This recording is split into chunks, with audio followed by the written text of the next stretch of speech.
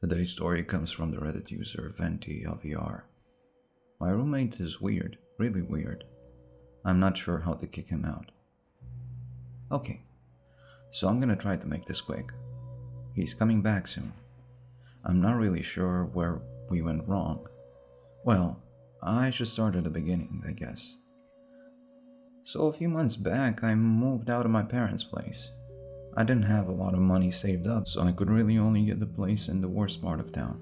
This building seemed like the safest place in the part of town that I had to move to, and I refused to go back to my parents. Everything was fine, except the rent was pretty high. I put out an ad for a roommate on all the places I could think of, and I finally got the hit on Craigslist. That really should have been a red flag number one, now that I think of it. He seemed like an alright dude. His name was Jackson. And there was about 2 years of age between both of us. Him being 25 and me being 23. I know. I should have moved out a long time ago. That's another story. But everything was okay for a few months, like I mentioned before. He would come home late in the day, sometimes at night, and he'd leave early in the morning. I personally would not want that job. Anyways, he seemed to have the weekends off, so it was an okay situation. At least he never complained about it. So, on the weekends, we would go out and get something to eat, hang out at places, or just eat at home. This is where my problems started with him.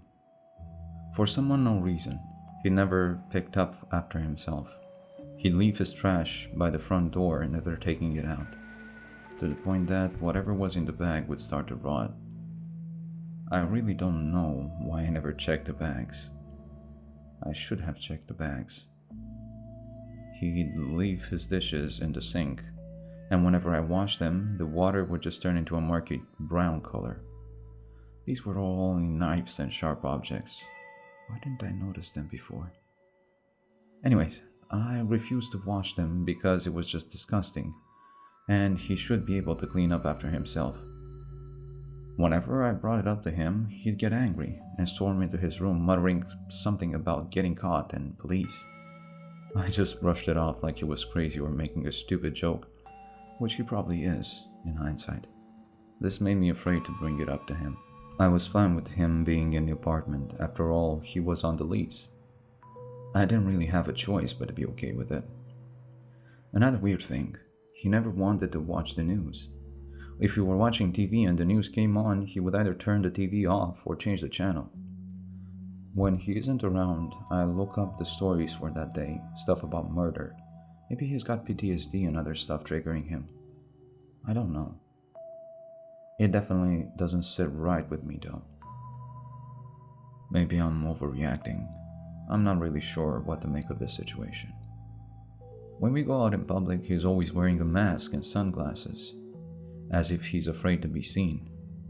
He never wants to go places with a lot of people. He would rather stay at home. I'm a homeboy to an extent, but even I like to go outside sometimes. I really don't get it. I just don't. It's like he's a murderer or something. I doubt that's the case. I would have noticed. Or would I have? Thinking back on it, maybe he is. I mean, it all lines up.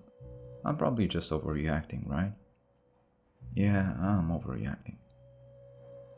I just can't get over the thought. I don't know what to do. Another thing that's weird, he spends hours in the basement of the apartment complex. I've asked the owner of the building if he's okay with this, and he seemed to have no problem. He seemed nervous when I asked him about it, though. He said that he heard some commotion in the alleyway by the apartment, and when he went to check it out, he saw my roommate hurting someone. He said he got away without my roommate seeing him, but he's still scared that my roommate saw him. He then asked my landlord for the keys to the basement. Not wanting to get hurt, he gave them to my roommate. I went to investigate, but I didn't want to risk it. What if I get caught? Or what if, because of my paranoia, an innocent person dies in the basement? I would rather just not attempt it. I don't know what to do. I'm scared that he'll find this out. I want to kick him out, but the manager of the apartment seems scared of him. And by what he said, for a good reason. I think I should be too. I just don't know what to do. I'm scared that he'll see this post. I'm afraid that he's going to do something bad. Should I go to the police about this? What if they find something, or worse, they don't, and I'm just crazy, and the one that falsely accused his roommate of murder? What happens then? I don't want to know. I've been watching the news closely for a story about a murder, but nothing. I think I'm going to confront him. If I don't update, I'm dead. I really hope I'm just paranoid. Oh God, he's here.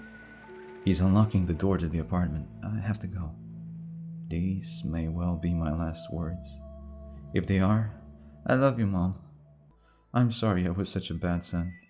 Love you. Goodbye. Hopefully not forever, though. The end.